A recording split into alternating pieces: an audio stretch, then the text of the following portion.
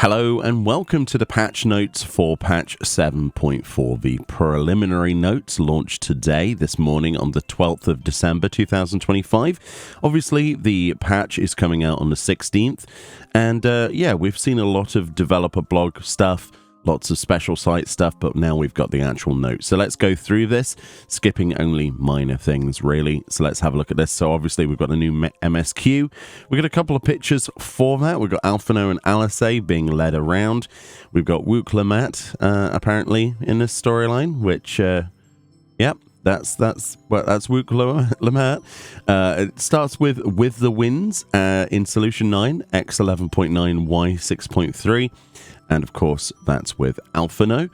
And you must first have completed the previous patch, The Promise of Tomorrow. It does seem like there's quite a few MSQ quests this time around. And presumably a lot of that will be around the new trial and new dungeon at the same time. The Arcadian is added. We've got these two pictures as well with two of the new combatants that we haven't seen before, the tag team combatants. Sort of chilling out post or pre-match. And then we also have the guy that seems to turn into a behemoth or has behemoth powers in his bout. There are quite a few quests. It starts with Feral Fandom in Solution 9. And of course, you need to have unlocked and completed the Lone Wolf as well, which is the previous quests for the Arcadian. And yeah, there's quite a few quests this time, so looking forward to seeing how this whole wraps up. Players can teleport directly to the Phantom Village then. This is a new change from the Aetheryte in Tulialal. If you go and unlock all of the Ethernet shards in Tulialal and complete the quest Unfamiliar Territory. So that's the requirements for that. If you want an easier time going to the Phantom Village, instead of having to teleport to the dockyard to talk to an NPC, to then go on loading screens, to then walk over to the Phantom Village yourself, then that's what you need to do. That's a pretty nice quality of life change, and I personally will be making a use out of that. I still have quite a few weapons to acquire. Alpha and Omega will now visit more areas. So if you don't know, once you've completed Omega's Beyond the Rift, Alpha and Omega sort of travel around the world. Looks like some of the new locations include Tulialal itself, Solution 9, that'll be interesting, Okapacha, Kozama Uka, Yaktel, Shaloni, and Heritage Found, so we'll see them in interesting positions, presumably doing quite comedic things, and it's always a pleasure to see Alpha and Omega personally. Every time I see them, I have to take a picture with them. New Game Plus gets the Arcadian added to that, so if you want to relive a lot of the storyline, that goes also for the Gatherer and Crafting quests for Endwalker and Dawntrail prologues, as well as the Gathering Master quests for Endwalker and Dawntrail. There's also the Studium deliveries, the Waku Meki Meki for both Crafters and Gatherers, also added to New Game Plus as well. So if you wanted to relive those, you totally can now. Next, we have the Treasure Hunt, and it says the rewards for Lobo Skin Treasure Maps, Brock Skin Treasure Maps, and Gargantua Skin Treasure Maps have been adjusted. This is because there are lots of new crafted items, new crafted gear, crafted combat weapons, things like that, new furnishing items.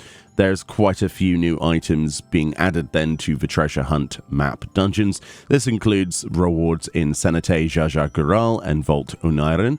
So you can go and do those treasure map dungeons again and get some new items that should sell well on the market board if you don't need them yourself. Granted free companies then, so of course we've got new submersible ranks up to 140 now from 135. New items added from those submersible dives, new areas in the dives, and new nautical maps.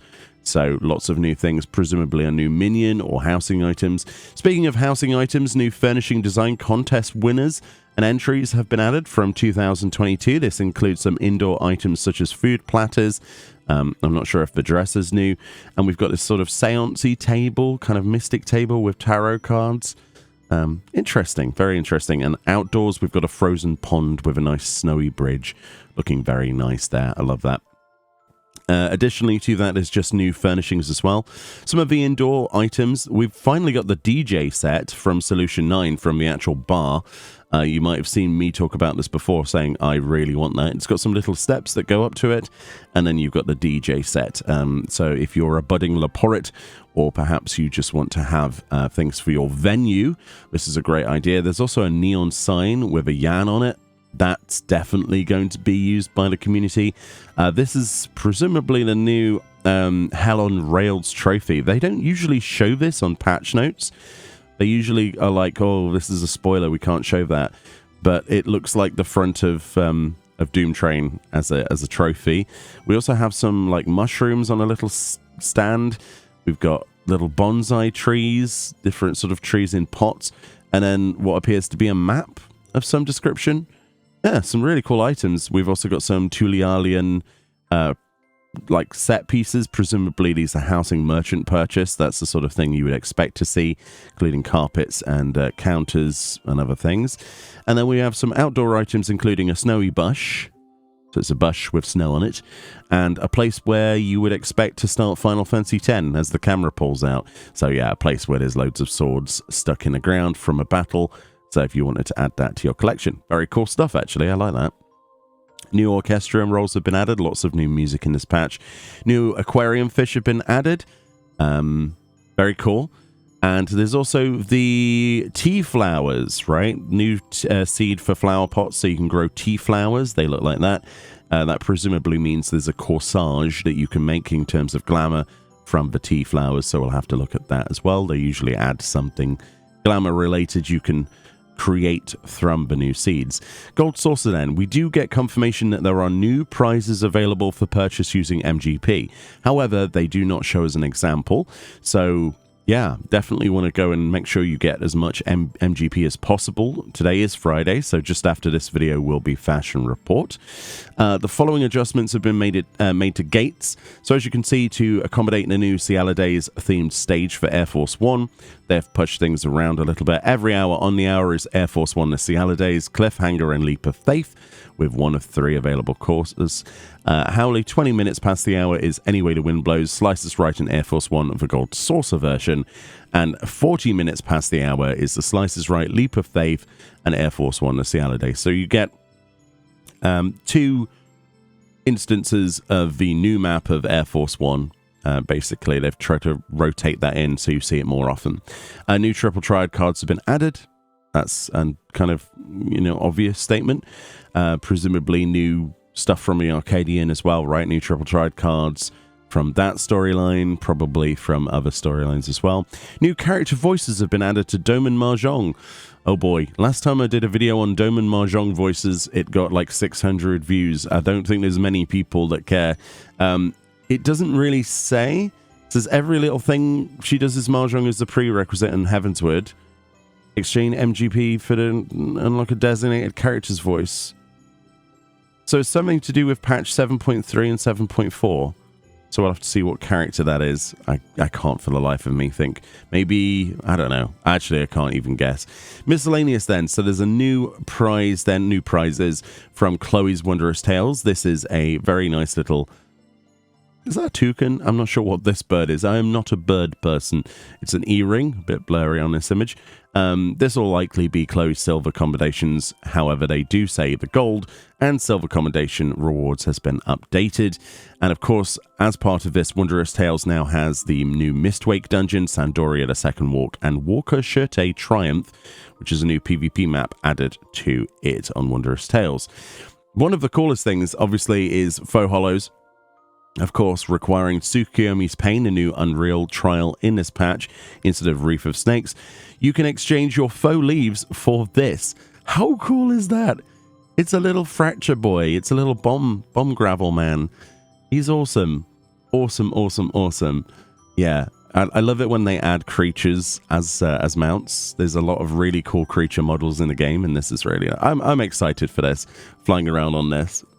Yeah, after doing a lot of Pilgrim's Traverse recently and seeing people die to fracture and explosions from this, yeah, it's perfect timing. GG Recorder then, the feature that never seems to be updated properly. So now you can record Sandoria the Second Walk and the Ageless Necropolis and Cruiserweight M1 and M2. Yeah, nothing they should just unlock the duty recorder, man. It's getting annoying at this point. New hairstyle options for Vieira. So as you can see, the back with the buns and a short hairstyle. Very cool. Presumably these are multi-gender, but they're just demonstrating them like that. And same for Hrothgar. Yeah. I mean, basically it's just a point of playing catch-up, really, of hairstyles that still haven't been made. Recently we did a video about what hairstyles can be used by, which race, which will be outdated as of this patch. And we'll have to update it. But there are actually quite a few that Vieira and Hrothgar don't seem to be able to use. So this is a good step. We also have some information about headgear items. We're not going to read through all of these because I'll have no throat left. But newly available to Vieira and Hrothgar include the Leisurewear knit cap. We've got the Arcanaut stuff, so the stuff from Occult Crescent. Far Eastern Schoolboy's hat, the more Arcanauts, and the Science Striker's visor that have never been usable before. And then these were made available to Hrothgar previously, this list, but are now available to Vieira as well. And there's a lot of stuff down there. I am not reading through an entire list, but I advise you either pause or go and look at the notes yourself. There are some really cool bits on there, actually. Good. More things to be worn. And it says the following headgear items will now allow Vieira to toggle the display of their ears. So they've updated these items as well. This includes stuff like the dated berets, which is really old stuff, all the way to like imperial stuff and, shadowless masks and things like that. So, yeah, it's going to take a very long time, I think, for Vieira and Hrothgar to be brought up to the same position as every other race, but at least we're getting more updates. This is a new emote where you're clutching a book, which is pretty cool. They showed this from a different angle on another website.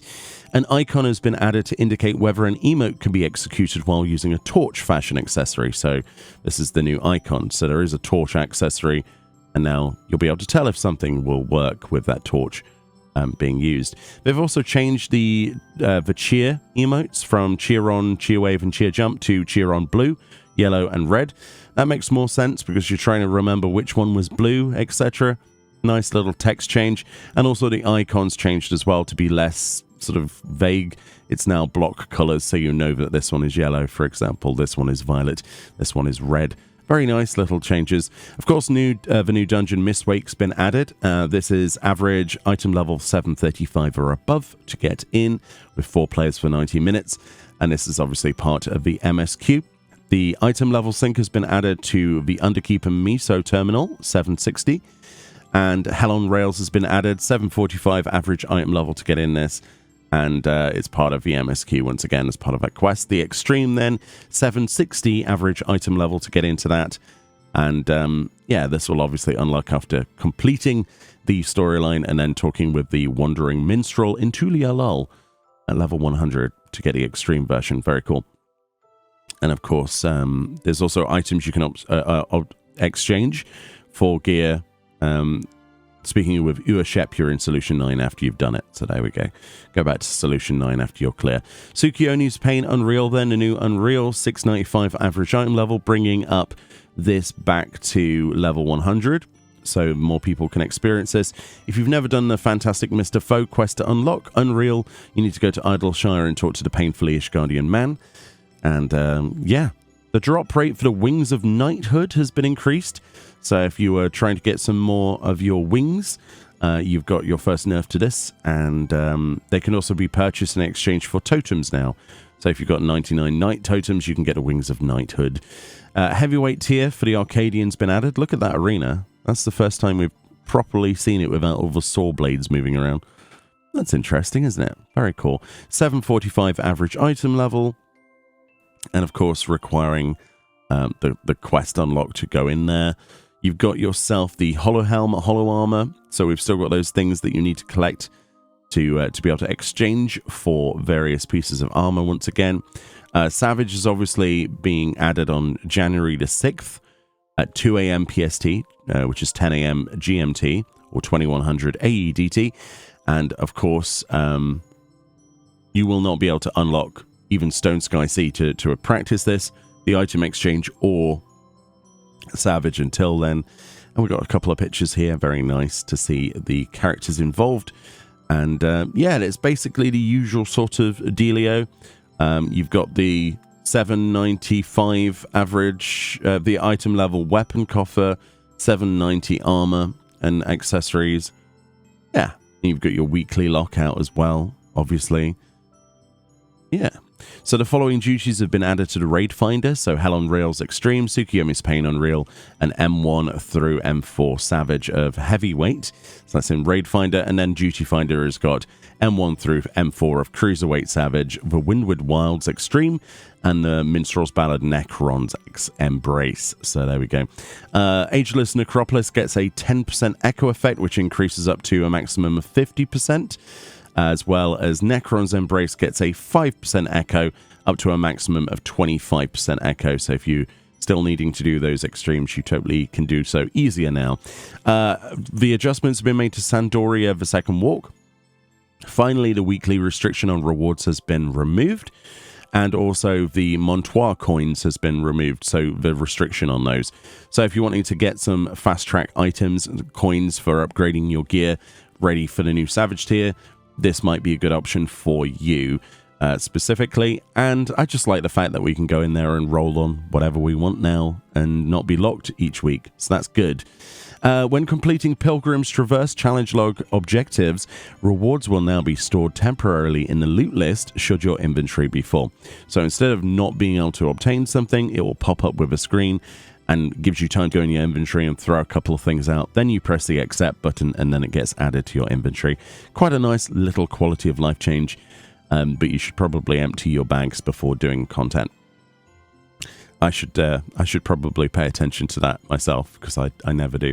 While undertaking deep dungeon duties, in the event all party members disconnect from the game, progress will now be restored upon logging back in within 10 minutes of the disconnect. This is disconnection prevention, which in a time where the American servers currently are being quite heavily DDoSed and other connection issues that might incur, then this is a great option. It says, should all players log back within the 10-minute window, it will not be counted as a wipe. However, it will be counted if you are KO'd in the short time while your character remains after disconnecting. It will also be counted as a wipe if all other party members disconnect while one or more members are KO'd. So if someone's already knocked out, dead on the floor, and you disconnect, the rest of you, still going to count as a wipe. But this will save some clear runs, actually. So, yeah, that's good. Occult Crescent South Horn. There are 3 new Phantom jobs: Phantom Mystic Knight, Phantom Gladiator, and Phantom Dancer. New accessories offering bonus effects only active on the Occult Crescent Isles have been added. Equipping these accessories while on the Occult Crescent will grant a number of effects, including increased parameters and increased potency on certain actions. These accessories can be found, albeit rarely, as rewards from critical encounters, treasure coffers in the field, treasure coffers revealed by persistent pots, and happy bunnies that offer you treasure. So that's how you get those accessories. It seems a bit of RNG involved there then. New items are available from the Expedition Antiquarian on the South Horn. So new items and new rewards available from treasure coffers. So we'll have to see what's been added, but there might be some new bits and pieces to collect. Very cool stuff. The accessories and stuff is trying to bridge the gap between people having, an easier time or not on the Occult Crescent and for Fort Tower. So we'll see what that's like as well. We'll see how powerful they are. The Variant Action Variant Eagle Eye Shot has been added for use in variant dungeons. It doesn't say specifically the new one. It does a ranged attack with a potency of 150 and potency scales with item level. Oh, very good. So that's your on cooldown press button nuke button, isn't it? Changes have been made to the VNC Duty Finder. Variant Dungeons and Criterion Dungeons tabs have been changed to Variant and Advanced Criterion, respectively. So, obviously, the name changes. Players will now be alerted via the window if any corresponding record entries are available to read. Oh, I see. So, like a pop-up. Like, you've got mail, basically. Cool. Elegant Tombstones of Mnemonics have been added. This is your top tier tombstone, and as a result of that, all of the other tombstones have moved down a slot or been removed. For example, aesthetics are being removed from the game, heliometry You need to exchange those for mathematics now with 7.4 at NPCs like Oriana and other places, right? Mordona. And then mathematics are your just, 2,000 max cap, but you can cap them as much as you want. The weekly cap's been removed. So that's the TLDR of that. Duties listed within Duty Roulette Expert have changed to include Mistwake and Meso Terminal instead of the Underkeep. Yeah. Expert Roulette has gone up to 735 average item level. Duty Roulette level cap has got Underkeep, and now it's 705 for level cap Dungeon Roulette. Hell on Rails on Duty Roulette Trial. Obviously, Sandoria Second Walk in Alliance Raid Roulette. And same for normal raids with heavyweight tier as well. And of course, the Duty Roulette Mentor has Mistwake, Hell on Rails, Heavyweight M through M4, and has 745 average item level required for Mentor Roulette now. And of course, the changes have been made. We're not going to read through every single one of these, but to reflect the changes to Tombstones, the new Tombstones and the new setup is how you, the new rewards from the new various roulettes. But yeah, it basically affects the entire game, doesn't it, when they shuffle the Tombstones around. Elite marks, the amount of Tombstones awarded has been adjusted. Again, it's just a change to what kind of Tombstones you get rather than the amount, actually. Look, heliometry into mathematics and vice versa. Yeah, basically it applies to anything, including maps as well. Anything that had heliometry before will give you mathematics, and anything that gave you mathematics will usually give you mnemonics instead now. And of course, there are new Stone Sky Sea trial areas, so you can experiment with the Savage tier on the release of January the 6th. But you can also do normal heavyweight and Hell on Rails on launch. Duty support's been added for Desmal Darkhold and Aurum Vale, as well as Mistwake. It'll be interesting to see what's changed there. They do say in Desmal Darkhold, certain dungeon mechanics have been adjusted. The positioning of certain monsters also. And the All-Seeing Eye boss battle has been adjusted, and same for Talud and Batral. And the same with the other one as well. So there's going to be a lot of changes made to these duties permanently, which we might have to do a before and after video, which in fact I'll go and film before I forget. And yeah, it's basically to suit the AI so that duty support AI has an easier time dealing with mechanics, which usually means that the mechanics are simplified across the board for a lot of dungeons. It's never a fun moment, but we'll have to see how drastic the changes are on launch day. When using duty support, the Will to Live status effect granted in the following duties will now also grant healing over time. This is for the Mother Crystal, Walker Ladar, Everkeep, and the Ageless Necropolis. Duty support, so the Willful status effect is expended when a player would take lethal damage, allowing them to survive with 1 HP. When the effect is triggered, the player will be temporarily immobilized, and the Will to Live status effect will be granted, restoring HP to full. Interesting. Stacks of Willful are granted in accordance with a number of times a player is KO'd, up to a maximum of 5. Each stack allows the player to survive lethal damage once.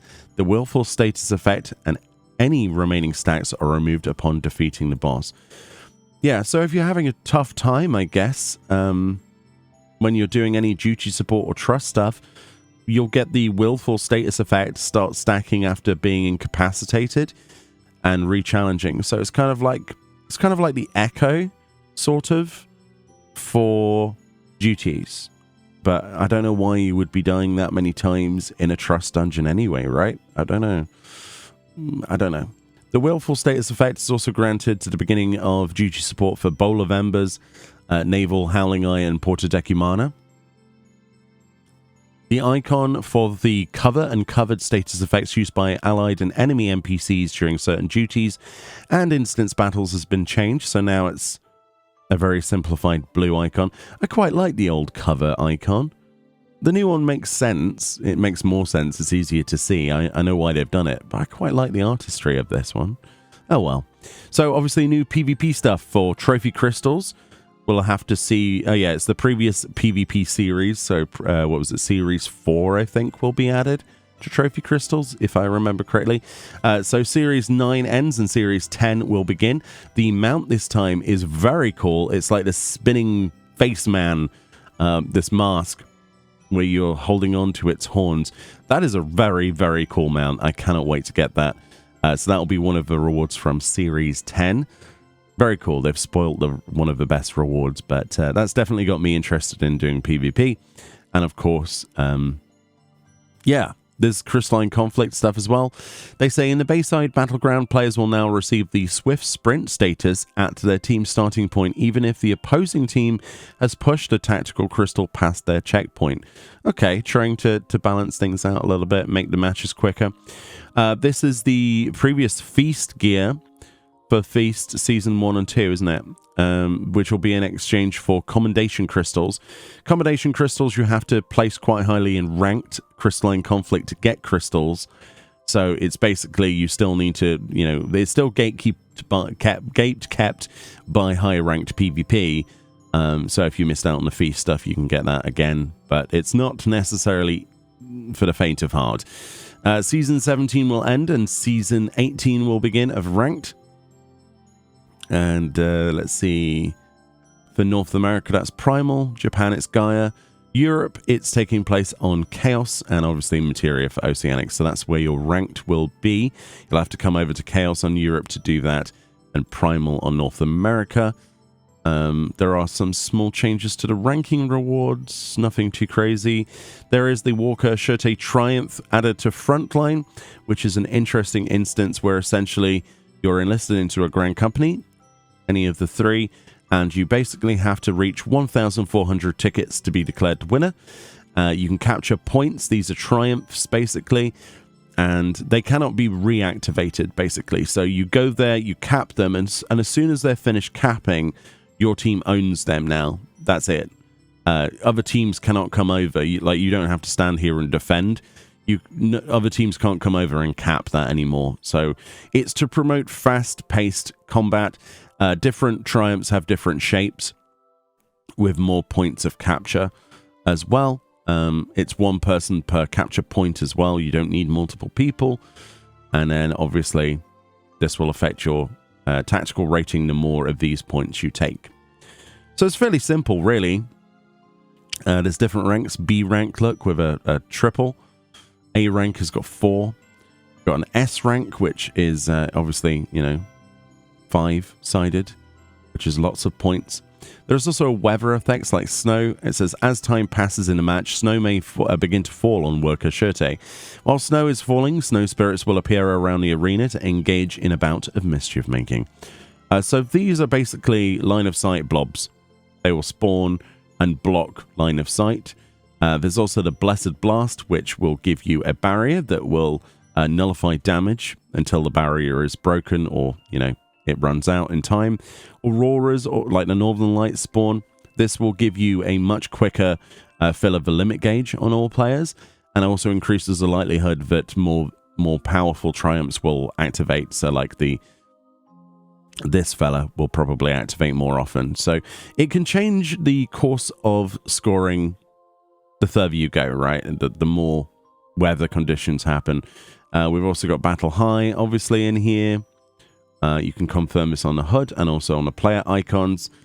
And there's also a battle log telling you snow has begun to fall. But yes, I'll let you have a look at this. But the rotation of available campaigns has been changed as well for each day. And it's as follows, including more Warcore Shirte, obviously, to actually represent that new map. And as for that, there are new items added. So we looked at these before. These are the dungeon sets. The image is blurry. There is a better image on other websites like the special site. Kind of like steampunky vibes for the weapons. And the armor is definitely a choice. We also have the crafted gear. So the crafted combat stuff from the back there. Heart-themed weapons, like Magical Girl-themed. And then some sort of dress robes and things. The weapons are probably the coolest part. And of course, the recipes will be listed at a later date on this website. Item names have been changed to have more detail, I guess. Look, Ballroom Etiquette Improper Praise now says, Improper Praise Cheer Jump Red. So things are more straightforward. There's lots of name changes in this patch by the looks of things.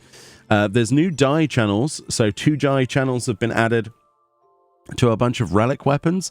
As you can see here, we've got Almus, Hyperconductive Ukonvarsara. We've got the Sharpened sets. We've got Lux weapons. Dude, the Lux weapons are going to be interesting to see a double die on. That's going to be a lot of fun. Replica Armageddon. There's quite a lot of stuff. So definitely check out some of your relic weapons. And also some gear as well. We've got Thaliax chest wrap here. Ocean stuff. So PvP stuff. There's a lot here. There's a lot for me to read here. Even the Field Commander's set. Pack Wolf. Eagle Wing. More PvP stuff. Artifact gear. Leo Samurai. Cyan Sorcerer's headdress. Cyan Sorceress's robe has got double die. Very interesting. So yeah, there are quite a lot of items, as you can see, that have been updated with double die. We've also got the Quetzali gear available to purchase with sacks of nuts now. It's moved vendor from Rayubul Jar into Lialal. Be glad when there's another expansion, so I don't have names like this to pronounce, I'll be honest with you. When exchanging crafted gear for tokens, HQ gear can no longer be submitted in a normal quality gear menu. This has been adjusted to prevent an issue where submitting high quality gear in a normal quality gear menu would result in an incorrect token reward. Oh, interesting. Certain items can now be sold, desimped, and submitted as expert deliveries or used in material extraction, of which they don't mention here at the moment. The Glamour system then. So these changes apply to player characters, retainers, squadron members, and custom delivery clients. So bear that in mind, it isn't just your character. So if you wanted to, you could go to Emeliance in Old Charlian, and you could dress her up as whatever you want, a mix of warrior and healer gear if you want to. Obviously, equipment can now be glamoured regardless of your class or job requirements. So weapon and tools must be glamoured with the same type of item. This prevents, Dark Knight's arms have to be Dark Knight's arms, shields with shields, etc. This is to prevent it looking a bit weird with weapons. Equipment can now be glamoured regardless of level requirements. So if you see something on the market board that looks cool, but it's from like Dawntrail and you're in Heavensward, doesn't matter anymore. You can purchase that and use it as glamour. You won't be able to equip it as actual gear though. Just bear that in mind. Glamoured equipment will display regardless of your character's current class, job, or level. Following these adjustments, some pieces of equipment already glamoured, but were not displaying in 7.38 or prior, may display in 7.4 and onwards. So if you wanted to, you could attempt to apply a glamour plate that doesn't currently work to your character, and then when you log in, it will probably be working. That's a bit of a guess, though. Please note that equipment restrictions based on race, gender, and Grand Company affiliation will still apply. So this is something I thought that they had talked about. It turns out it's the opposite. So race-based equipment will not be usable, neither gender or Grand Company affiliation. I really thought they said before that race gear was going to be available regardless of race. I guess not. That's really disappointing, but hey, I shouldn't be that disappointed. We've got a ton of items in the game that we can use, but I thought they said the opposite. The number of glamour prisms or glamour dispellers in your inventory will now be displayed when casting or dispelling glamour. That's useful. The following adjustments have been made to outfit glamours. Oh yeah, so basically if you have something that's part of a 5-piece set, for example here with the Viper's attire, if you don't have the full set and you don't really care, you can still store it as a outfit glamour if you want to. This is especially useful because glamour outfits can be stored as one item rather than 5 or whatever. But for example, if only I cared about tights, gloves and a chest piece, I didn't care about the legs or the helm, or the boots or the helm, I could store those 3 items as one as well instead. This is pretty useful and could be updated in the future as well. So yeah, it's just more freedom to store things how you want to. They have not increased the size of a glamour dresser though, so you'll probably need features like this to make the most of a room that you don't have. The number of pieces currently in an outfit glamour will now be displayed in each set in the outfits tab. So for example, if it's not a full set, for example, that set says 4 on it. I don't know if I like the numbers actually, but it's easy to see, oh, I've only got 3 pieces stored of the Viper set. You know, just a reminder that if you wanted to finish it off, you'd need to get more things. Yeah, that's pretty cool, but I don't like having the numbers visible, personally. If you've stored a partial outfit and wish to store extra pieces, you may do so via the following method. In the Glamour Dresser window, select Add Missing Outfit Gear from the subcommand menu. Oh, interesting. Selecting the Outfit Glamour option on the pieces you wish to store. The number of Glamour prisms consumed will be based on the number of pieces added to the Outfit Glamour. I see. So you right-click or subcommand with your controller, which is square, right? On any of the outfits stored, and then it comes up with an option to store the rest if you have them. Very cool. Okay, now I understand that. Additional outfit glamours for gear implemented prior to patch 7.1 have been added, including job-specific gear, race-specific gear, and the miscellaneous fashion items. So a lot more things like job-specific gear being added to outfits. That will save a lot of space. I think we'll have to see how many items have been added to that list. The option to simultaneously repair all currently equipped items, items stored in the armory chest, and inventory items have been added. Can we just say hallelujah? That is amazing.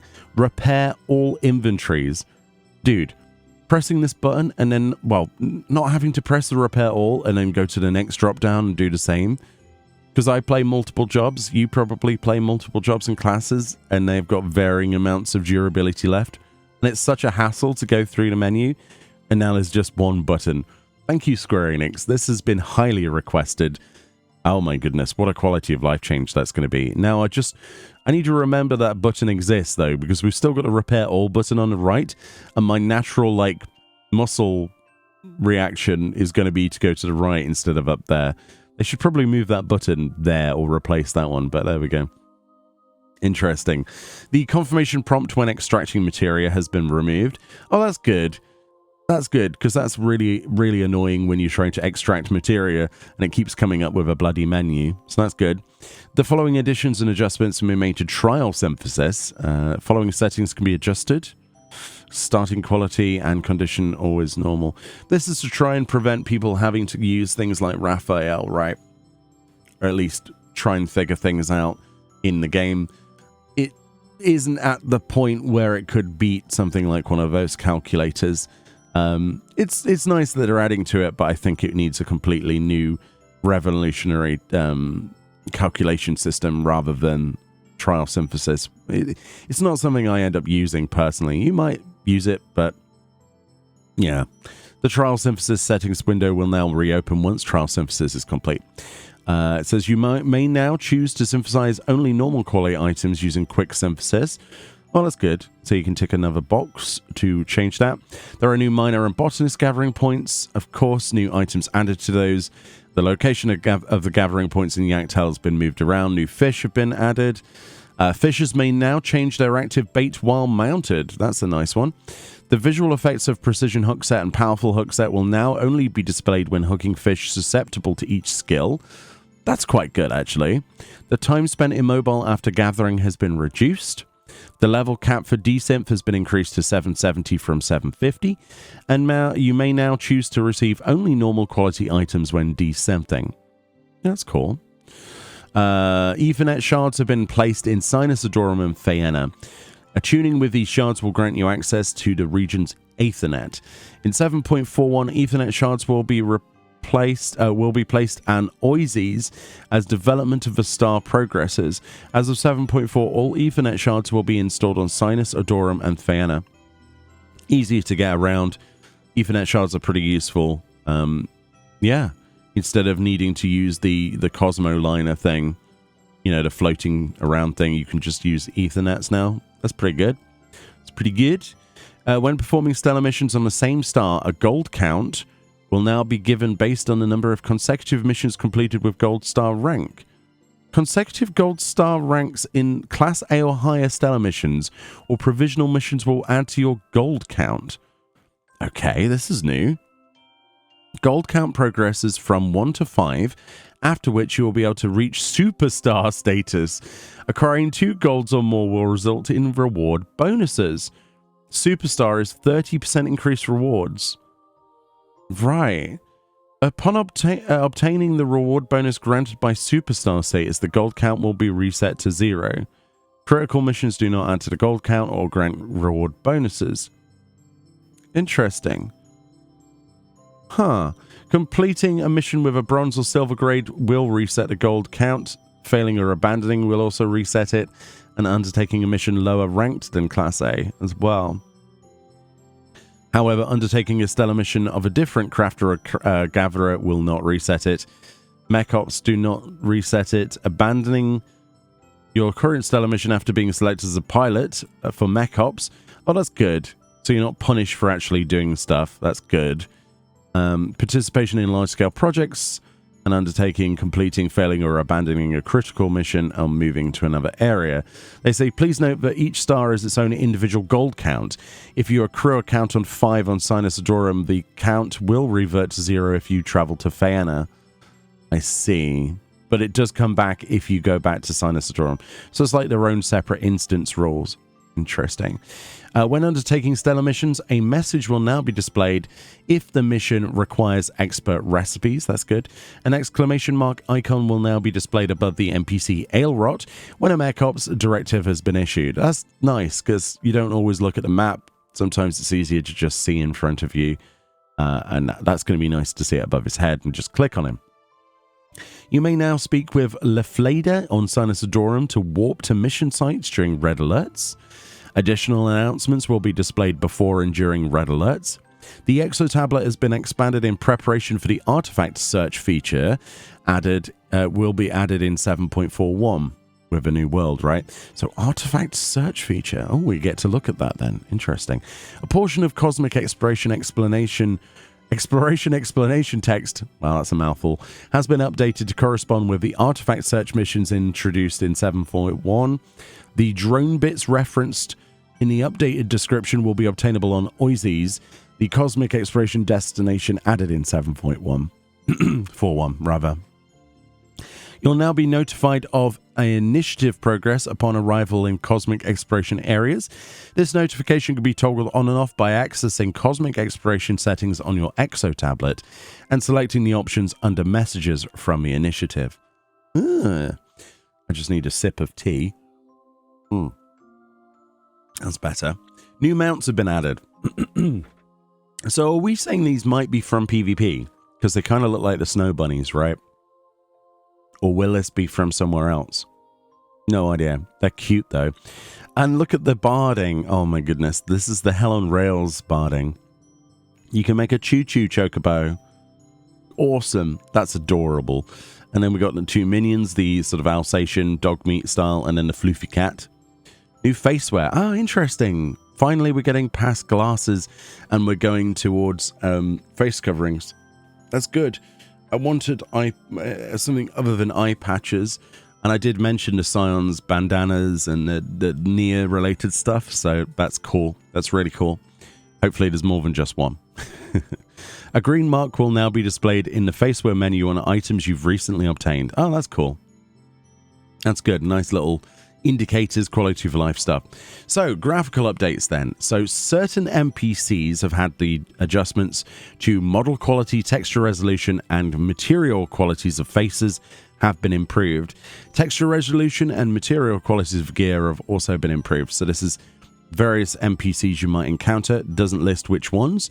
And the graphical details for the following gear have been improved. This includes the Bastard Sword of Divine Light, Palaka Shamshir, we've got the Leo Samurai set there, Skirt of Light, Zero's set there, the Majestic set, Gown of Light, Gaia's attire. Lots of nice bits to check out.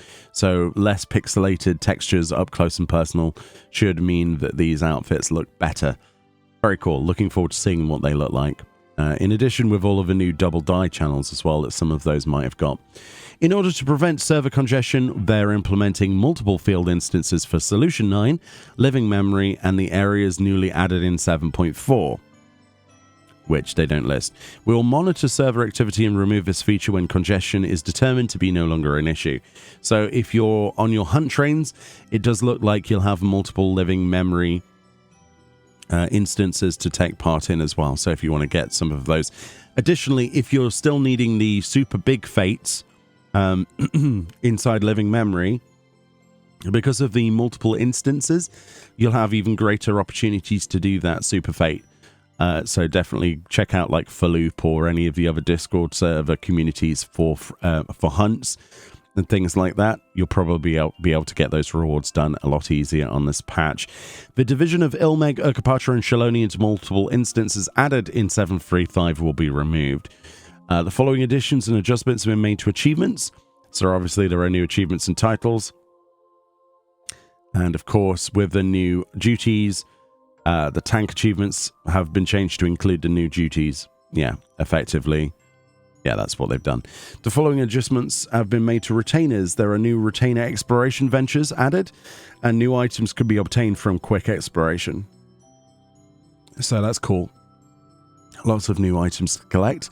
The strategy board feature has been added, which we did an extensive video on before, but effectively it is a way of trying to figure out fights with your party, or you can also create other things in this, I suppose. But it starts with a blank strategy board, and you can actually download codes from other people or the internet, and the text code, once you pop it in the actual menu, will load up the actual preset. So if there are community sort of norms of, let's say, instead of doing a Hector strat or a raid plan strat, a lot of that stuff will be just whatever the community is using, like a code, like XYZZ would be the code, and then all you would need to do is type that code in, and it would load it up for you, basically, the strat that other people are using. And you can edit that as well to tailor your own changes in your group. It says to edit a save strategy board, select edit strategy board, which is the bottom left there, from a submenu, or edit icon, bottom left. Yeah, you can add objects to this. You can utilize object layers. So there are layer options here. So you can drag and drop icons in here, positions. You can save this as like a page 1 and then as subsequent pages and add them to folders. As you can see here, look, so it's got Phoenix EX, and then we've got phase 1 and phase 2 saved as 2 separate strategies in a folder. So that's pretty useful. So you can save the entire folder from other people as well, presumably. Got walk all on for all of the extremes and stuff. That's pretty useful. You can review them. You can also see ones from the same folder. You can have the different assignment of icons depending on your region, because American and well, the western side of the world has very different icons that we use for melee. If we have melee and fizz ranged indicated, as opposed to everything just being DPS 3 and 4, etc. And you can share these with your party, generate a share code, and codes can only be used to share a single strategy board. That's unfortunate, actually. That is interesting. So that means you need to at least get, let's say they've got like 5 boards to explain a fight. You're going to need 5 codes. That seems like a misstep. I would have liked it if we could share the entire folder with a code, but I suppose there are limitations. It looks pretty cool, honestly. The command panel is a quick panel where you can drop things onto this. Each panel contains 25 slots, and you can put anything that you could ordinarily put on a hotbar on here, and it's key bindable, so you can toggle this on and off as a quick panel, literally as it states. And there are various things you can do with the gamepad, opening the palette, assigning different buttons. It's macro friendly, gamepad friendly, and there are a variety of settings to make it more useful to you, such as opening it at the same place your cursor previously was, the last panel you used, closing it upon executing actions, that kind of stuff. There are new themes, so there are the clear white and clear green frames. If you want either of those for your UI, you access that on the theme settings. And we've got new accents and poses being added to portraits. Very cool. New portrait accents for adventurer plates have been added, so new backgrounds for that. And now you can have up to 200 stickers on the sticker mode in G-Pose. There are obviously new stickers, but 200 stickers at any one point. That is hilarious. You can stick a bomb an entire photo. The position of light reflections no longer changes when switching to portrait mode or adjusting roll angle. That's good. Lighting no longer dims when switching to portrait mode. Great. Portrait mode is now compatible with aspect ratios other than 16:9. Windows and Mac only. That's interesting. Copyright information is now displayed in the bottom left of screenshots taken with portrait mode active. Screenshots taken with portrait mode are now active and now saved in portrait format. That's good. And the patch logo frame has been updated with the 7.4 logo. Excellent. So some small changes to GPOs, but 200 stickers, that's a lot. Visual alerts and color filtering settings can now be adjusted on consoles. Let's see, gamepad inputs. Using directional buttons to move the cursor now provides a smoother experience, and the command panel can now be assigned to left thumbstick L3 and right thumbstick R3. And you can do that in system configuration for that. Selecting gamepad settings, controller settings, and using the button configuration option under gamepad customization. Interesting. So more usability for people with controllers. The following options have been added to the system config. That's for gamepad customization, button config begin. And then there's the command panel options. The accessibility settings tab has been added. The character and object quantity pull-down menu has been added to the other settings tab for consoles. That's good. So you can tailor that. The following options have been added to the keybind menu for strategy board and command panel. Toggle color filtering settings. Yeah, so lots of stuff that wasn't there that should have been for consoles is finally there for controllers, right? So the following text commands have been added. So we've got command panel as a // strategy board, and /carry book. That's the new emote, right? Interesting. They've also changed the text for the cheer on emote. It's now Cheerob. That's weird. Cheerob. So from cheer on to Cheerob or cheer on blue. Why couldn't they have kept the text the same, like as cheer on? Cheerob. What does that mean? Is it because it's like cheer on blue, but they've gone Cheerob? I don't like Cheerob or Cheerow or Cheery or Cheer. Why couldn't we have kept it as Cheer Violet? I'm sorry. I don't understand that. I understand the icons. I understand the text. I don't understand the / commands, though. They make no sense. It's weird. I'm not going to remember Cheerow, am I? Oh, boy. Oh, boy. Oh, boy. The crystalline conflict log parameter of the HUD text command has been changed to PvP log. Okay. Additions have been made to the auto-translate, new trophies. Yeah, the usual stuff. New music, sound effects, and voices have been added. And finally, a large number of headphone equalizers and preset equalizers have been added to immerse spatial audio. If you've got that, it's pretty good, honestly. The new added equalizers listed below can be configured from the Immerse Game Pack application. Immediately after the application is updated, all settings will be initially unset. Okay, so this includes personalized headphone equalizers and preset equalizers for bass, treble, or voice boost. And that is the preliminary patch notes for patch 7.4. Quite a lengthy one. Yeah, there's a few things that we didn't know about. A few nice little quality of life updates. For the most part, I'm just looking forward to the patch. Hopefully that was helpful. Hopefully, me reading through this saved you some time if you were traveling somewhere. Especially interested about the Cosmic Exploration Gold system with the 30% increased rewards. Does that also apply to like your EXP on weapons and things, like finishing them, or points earned? I'll be interested to see if that's a nerf to points. The Glamour changes are great. Can't wait for those, obviously.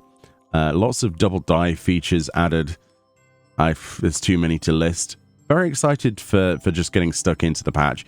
It does feel like it's been a long time since we had a good sized patch, so hopefully this one scratches the itch.